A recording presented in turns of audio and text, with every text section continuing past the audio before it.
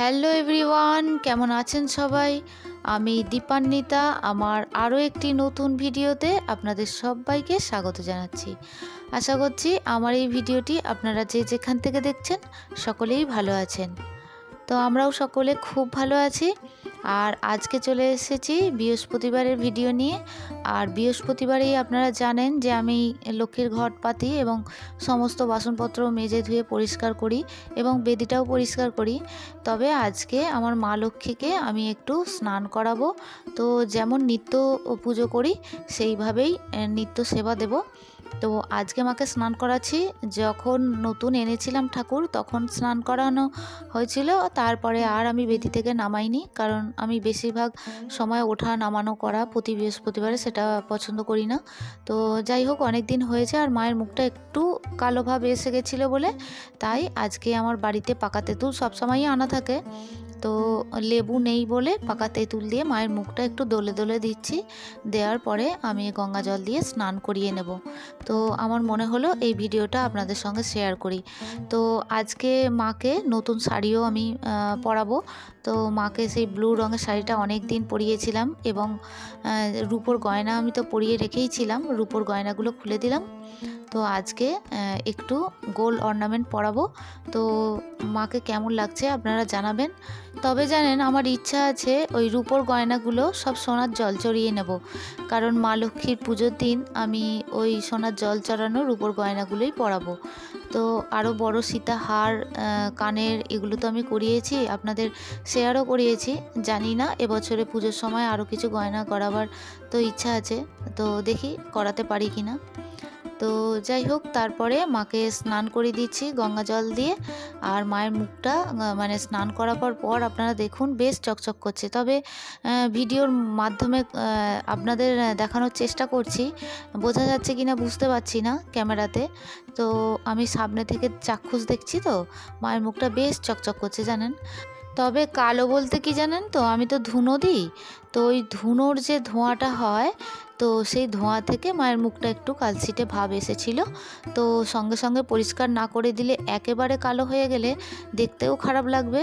আর প্রতি বৃহস্পতিবারে যেহেতু আমি স্নান করাই না, আমি কোনো দিন আমার যখন মনে হয়, কারণ ঠাকুর বা যে কোনো ঠাকুর আমি প্রতি বৃহস্পতিবারে নামিয়েই যে পরিষ্কার পরিচ্ছন্ন করি তা নয়। বেদির মানে মধ্যে যেখানে রাখা থাকে সেইখানে রেখেই আমি পরিষ্কার করার চেষ্টা করি, কারণ আমি সব সময় এই ঠাকুরকে ওঠানো নামানো প্রতিষ্ঠা করা ঠাকুর, তো সব সময় এগুলো করাটা উচিত নয় বলে এটা আমার মনে হয়। তবে অনেক বাড়িতেই আছে প্রতি বৃহস্পতিবারে ওঠানো নামানো হয়।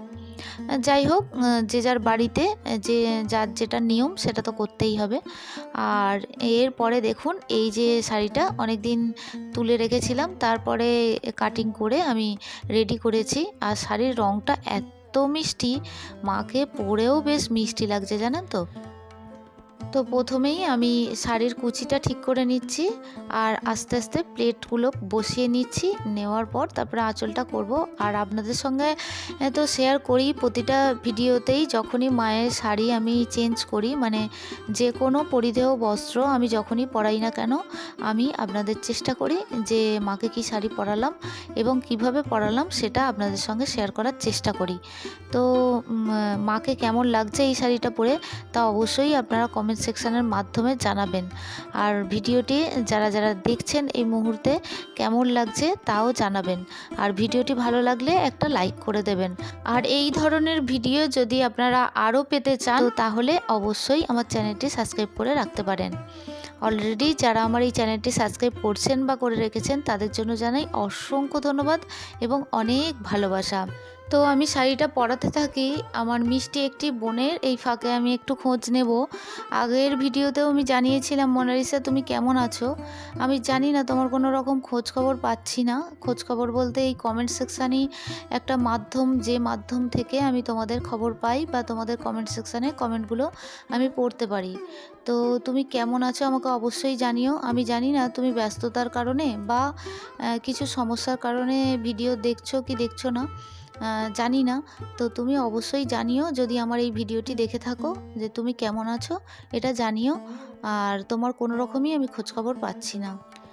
তো এরপর আমি আঁচলের জায়গাটা মানে আঁচলের কোচটা দিয়ে নিচ্ছি, নিয়ে তারপরে আঁচলটা রেডি করে নিচ্ছি। তবে জানেন, যেহেতু একটু সিনথেটিক শাড়িটা তো তাই আমার কুচিটা দিতে একটু অসুবিধা হচ্ছে।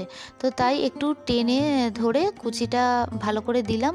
তারপরে আমি ঘুরিয়ে মায়ের আঁচলটা মায়ের কাঁধে দিলাম।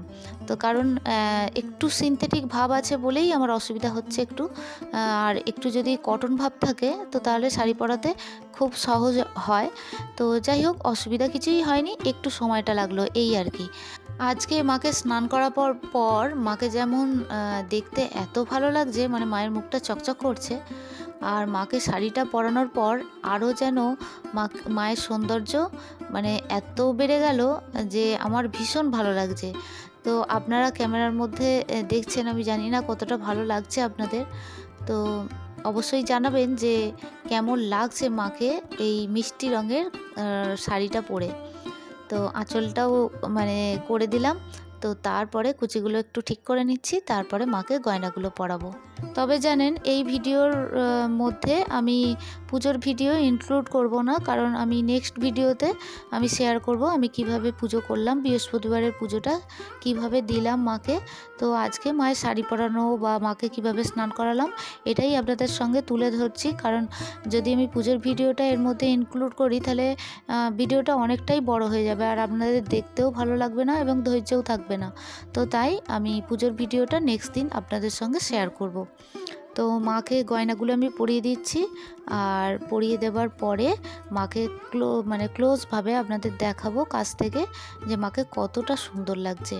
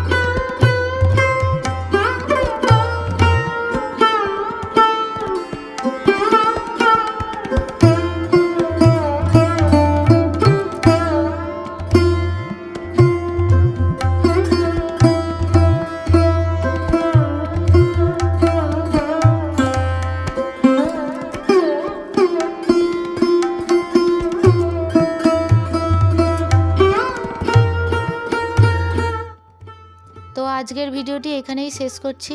দেখা হচ্ছে আপনাদের সঙ্গে পরবর্তী ভিডিওতে। বৃহস্পতিবারের পুজো নিয়ে হাজির হয়ে যাব।